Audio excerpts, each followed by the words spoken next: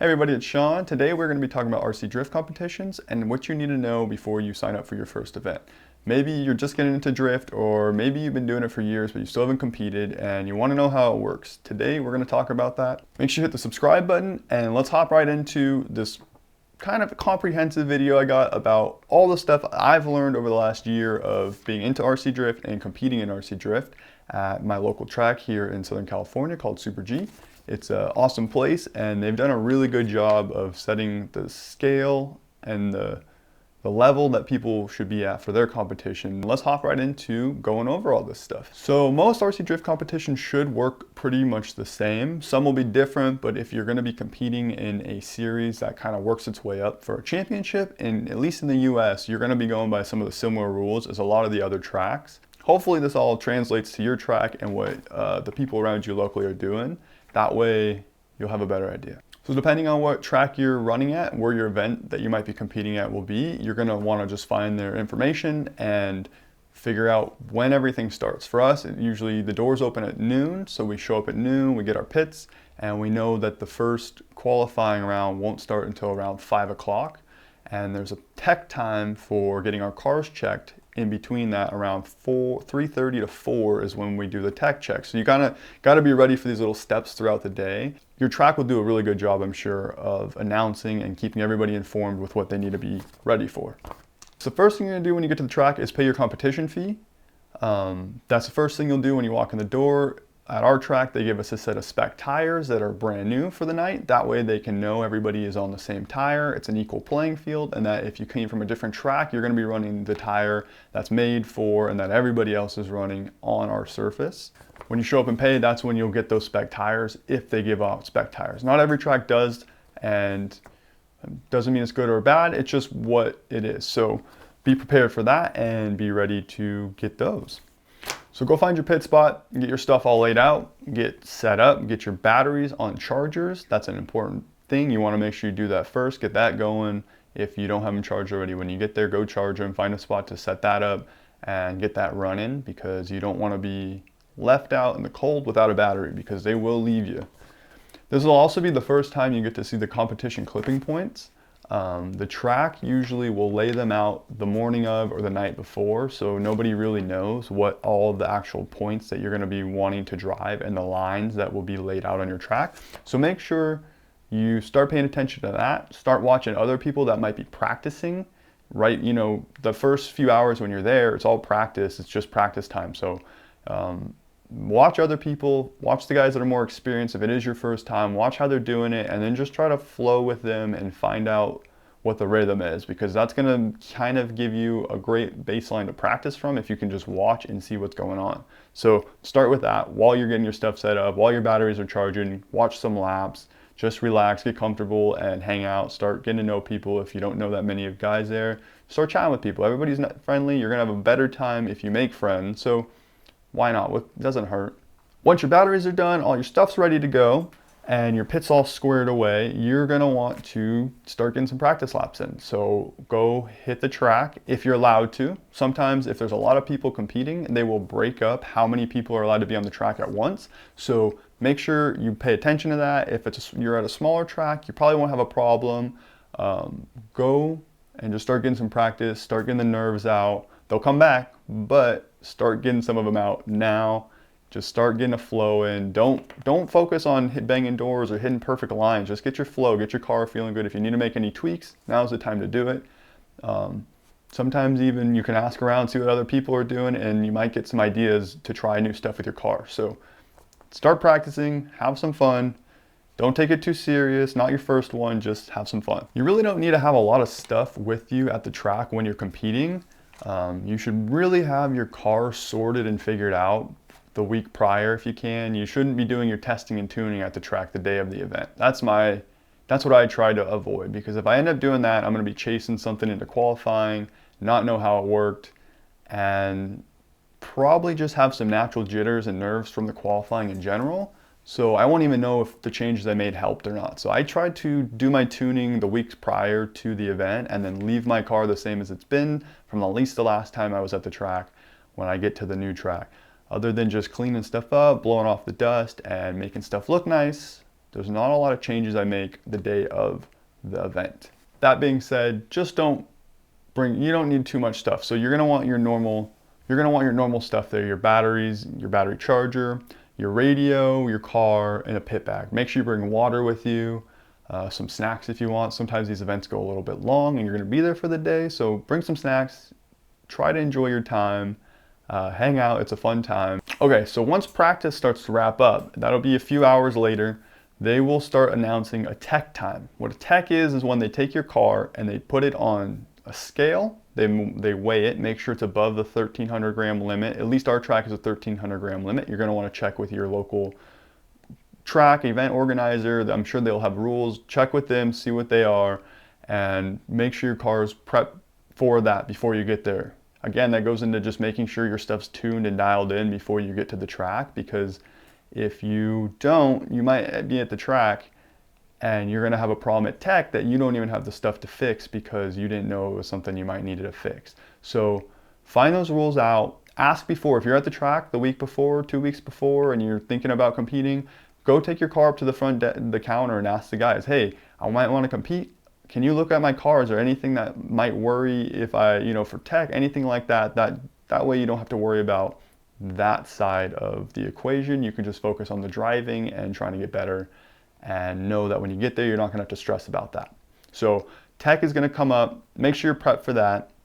The sooner you get to tech, the sooner you get to tech, the shorter the line will be. At least at Super G, the line for tech is long if you wait. So whenever I hear them announce tech, I usually just grab my stuff and run up. I've been lucky the last couple of times I've competed, I've been just kind of standing right there anyways when they announce it. So I was like, oh, here's my stuff. And it worked out. At tech, that's when we get our banners for our car, or we get our banner, our little number that goes on the side door. That's where you get that at. Once you tech, they know your car is good to go, so they'll give you that banner. They won't give it to you before, they won't give you a driver number before, anything like that. You gotta get teched, and then they'll give you that official little driver number. If you're first time, you'll get the window badge, you'll get the door badges, and you'll get to have some fun putting those on. You'll look all professional. It's a lot of fun. But yeah, so that's what tech will do. They're gonna weigh your car, like I said. They're also going to measure your rear bumper, how high off the actual, the surface it is.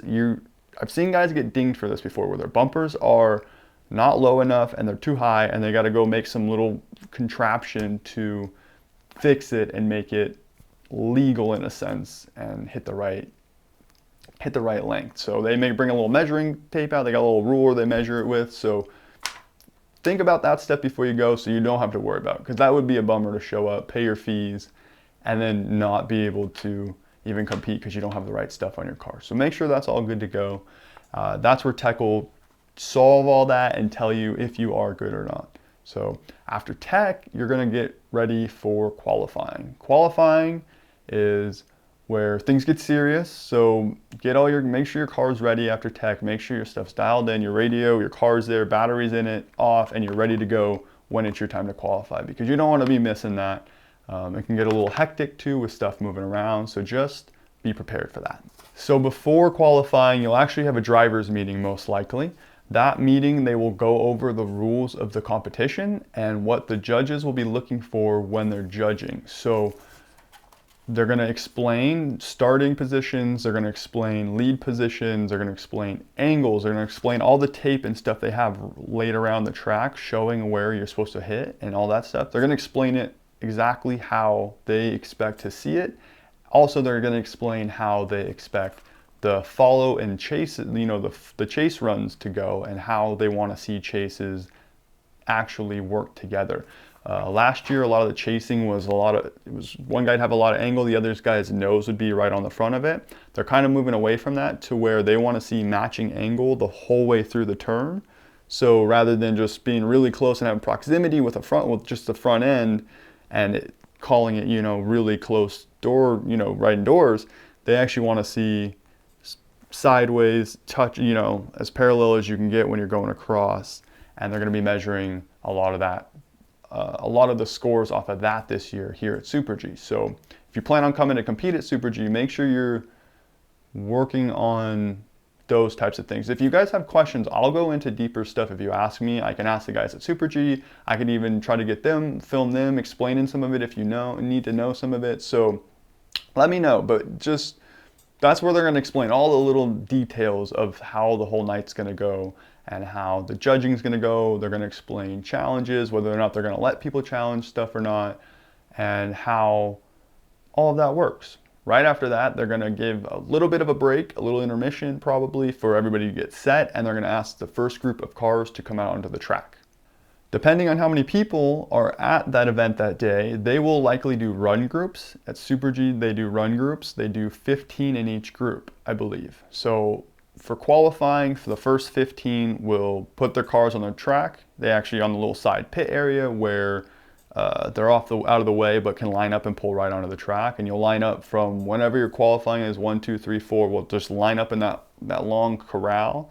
And once it's your turn, you've got to pull up and go. As soon as you put your car on the track for your qualifying or your tandems, you are not supposed to take it off for any reason, especially in the tandem battles. If your car's on the track and you battle somebody, let's say, and you end up winning, your car has to stay on the track. Don't ever take it off. If you take it off, you're going to get disqualified. I've seen it happen multiple times. I've seen it happen when there's 4 guys left and they're battling for first, third, second, and first. So it can be a big deal. So pay attention, ask people. If you don't know if you can or not, ask somebody. They'll help you. Nobody's going to get mad at you for asking a question that they probably didn't know at some point either. So make sure you ask.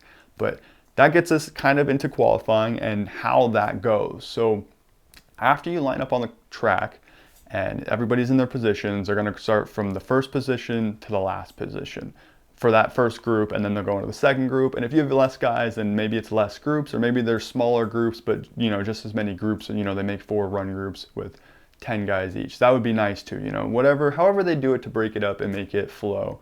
So the format of qualifying is every person gets 2 runs. You get to take 2 opportunities to give your best run on the line, on the chase line that's there, on the actual line that they laid out for you. You're trying to hit that line as best as you can, as to the exact specifications as they'll explain to you in the driver's meeting. You want to hit it as cleanly and with as much style as you can.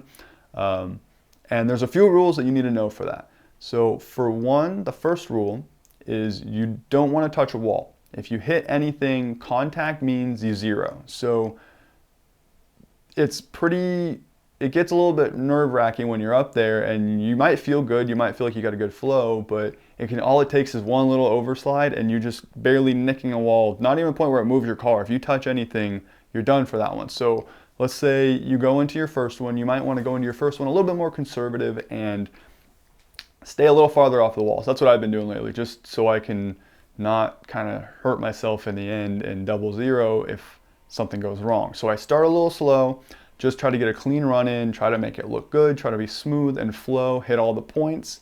They have the longer points where you want to match angle going into them.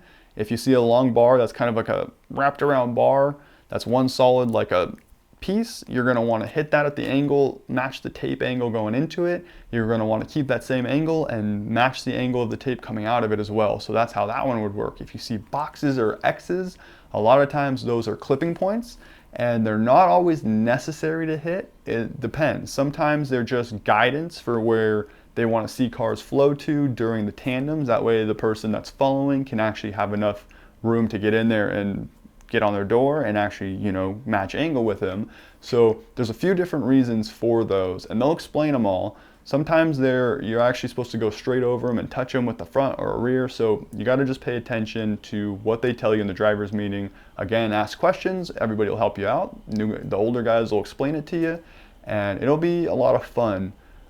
It'll be a little nerve-wracking once you're figuring it out, but you're gonna have so much fun. So don't stress about it. Just ask questions, have fun, go into your first qualifying with a little bit of reserves, just knowing that, hey, you have another one in the tank, so if you put a decent run in this one and you play it a little safer, you can let it hang out a little more on your second run that you're gonna take immediately after that first one. You pull around. Once you're done, you go straight to the second run, just bang, bang, bang, and then you're done off the track. So keep that in mind that you have 2 runs. Your first one can be a little safety run, or you could let it hang out on the first one if you're feeling it, and then use your second run as a safety run, whatever you're feeling. But that's how qualifying starts and goes. Once everybody works through qualifying, you will then get your score from qualifying. They'll judge you out of 100. So you'll be scored out of 100, and those scores will come from how well you did actually follow that line that the judges laid out, how you hit the angle points, how you even just the flow, that you weren't driving all choppy, you weren't bouncing around. All that stuff's going to matter. So they'll actually have a points layout laid out as well on what points go where. And if you really want to know, you could ask and try to find that out. Most of the time though, you just go out there knowing you got to do the best you can and make it look as good as possible. So that's qualifying. That score actually puts you into where you'll go for the battles, the tandem battles, which is the next part we'll start talking about. If this has been helpful to you guys at all, I'd love if you'd subscribe and join me on this channel. I really love making these videos and helping people out, and all the support I get helps me be able to keep doing this. So just a little quick check-in. Make sure you're subscribed if you're not. I appreciate it. All right, let's get back into this. So once that qualifying's over, they will source you with your score into an upper and a lower bracket. I believe it's top 16, top or bottom 16, so it ends up being 32 people on each side of it. That is where you start your battles from. If you scored high enough to get in the top 16, then you actually get to wait a bit, because there's going to be an entire round, like a whole bracket below. That'll be the bottom 16. There'll be a whole bracket above that actually waits until this entire bracket finishes. So if you're in the bottom 16, you're going to want to be ready to go pretty soon after qualifying's done. So make sure everything's charged, make sure everything's ready. You don't want to be caught lacking there. That process is a little interesting. They're going to call all the people from that first group, from the entirety of group 1 or the bottom 16. They're going to call everybody to put all their cars on the track, and you're going to line up whoever's 1, 2, 3, 4 on that list of, brackets, which you may have seen. If not, I'll try to pop a picture up here so you can kind of see what a bracket looks like, and you'll know they work downwards. So say you're here, say the first guy, second guy, third guy, you're the fourth guy. So you're going to want to, when they lay everybody out, right when they call everybody to put their cars on track, you're going to want to put your car in the 4th position, and you'll just follow, ask people around you that might know better, be like, hey, where do I go? I still do this. I think I've competed 3 times now, and I still go, oh, I don't know what I'm doing, where do I go? So don't feel bad, just try to, it's a little confusing, but it's fun. So yeah, so you're gonna wanna find where your car goes, put your car down, get that all set up. This is where the battery strategy plays a little bit. If you're later in the 16, in the bottom 16, if you're like one of the last guys to go in that bottom bracket, so you're gonna be waiting for a while, I would suggest leaving my car off and paying attention to the order, because it could take hours sometimes. So your car might be sitting there on for an hour, hour and a half, and that's a good chunk of time. You don't know what's going to happen, so it's not worth the risk. So I leave my car off, and then 2 to 3 battles, like 1 to 2 battles before my battle, I will wait till there's a break in the action when the judges are judging something and there's nobody driving, everybody's okay to move around for a minute. You'll know too, because it'll be real obvious when you can move around and when you can't move around. But that's when I would go in between rounds, when nobody's doing anything important. In between rounds, go click my car on, make sure it works, and then sit there for another 5 to 10 minutes and wait for my turn to go. And everything's good to go, pull on the track, and then I can run my qualifying, my battles. So you don't want to get caught there. This is the point too, where if you end up winning your tandy or for your battle, you're going to stay on the track. You're going to pull back into that line of cars, and then whoever wins the next one's going to pull in behind you, and then they're going to bracket it up again and figure out who there goes against each other. So your car has to stay on the track. You cannot take it off. So as soon as I'm done with my battle and pull it off over the thing, that's a little break intermission while the next guys get set up. I pull it off. If the one time I have won a battle, which we'll see how it goes this year, but I lose most of them. I've won a couple. I've won 1 so far. It was fun too. So once I won, pulled over into the little corral where I'm supposed to go. Don't take your car off the track. I popped my body off, turned it off, put the body back on, and left it right there in that line, because you will be up to go again at some point pretty soon. So you got to stay real aware of that. Now, if you lose that battle and you're done, you'll be done for the night. So you can take your car off, and you just make sure you're clear with how everything goes before you go grabbing your car, because you don't want them to go, oh yeah, and then go, oh actually no, switch it up, and then your car's off the track and you're in a little bit of a weird position. They wouldn't ding you for it, but just be smart, take your time, wait. If you know you lost, then you can feel free to take your car off the track and you're done for the night. I hope you enjoyed that if you are done for the night, and if you did, at least you kind of learned what to do and where to go. If you do win, which is very possible, you might be a savant and a god at this, and you might win your first time there, and all power to you. If you do, like I said, you're going to stay on the track and you're going to keep working your way up that bracket one by one by one, battle by battle by battle. Once that first bracket goes, then the second bracket, whoever actually made it out of the bottom bracket, the lower bracket, they'll have to beat most of the people in that bracket to win that bracket. They then get put in the 32nd spot of the top 16 battled group. So there's a spot for them in the top 32. From there, it's just a repeat of what the bottom lower bracket was, but with the higher scored and qualified guys. So if you make it to top 32, you're actually going to be sitting waiting for all the bottom, the top 16 to go. If you made it top 16, you're going to actually be waiting for the bottom 16 to go. So you're going to have a good little time to relax, get some food, get a snack, and get to watch some really fun battles and support your buddies. So that's kind of how that first half into the second half goes. The second half plays out just the same. The top 16 goes to top 8, then top 4, and then turns into the winner at the end of that. So whoever battles all the way through the top 16 and wins, they're the winner of the night. They get the most points for that night. And for us here in Southern California at Super G, there's a championship at the end of the year. So a lot of guys are competing and trying to get the best scores they can for that championship entrance into the end of the year. So that's pretty much how it all works. I'm sure I missed a couple things, so I'd love for you guys to comment below. And if you want to add anything, please add it. If you have questions, please ask them. There's a lot that goes into it. It's a lot to kind of package into one thing. I think I did an okay job kind of explaining what you need to know. The main things are just be prepared when you get there, pay attention to what's going on, ask questions, and try to make some friends, and most importantly, just try to have some fun. It really is a cool sport. It's a fun challenge personally to get better and just see how you do. The people you're going to meet at these things are honestly awesome people that are going to have so many of the same interests as you that you're going to make friends super easily. So if you haven't done this before, I really, really recommend you do. I think you should try it if you've never competed at least. And if you've never done RC Drift, you should for sure try that because it's a ton of fun. And I hope that there's a track near you so you can get to experience this. That's going to be it for this one. I appreciate you all watching. I hope you have a wonderful day, and I hope to see you in the next one. So have a great one. We'll see you.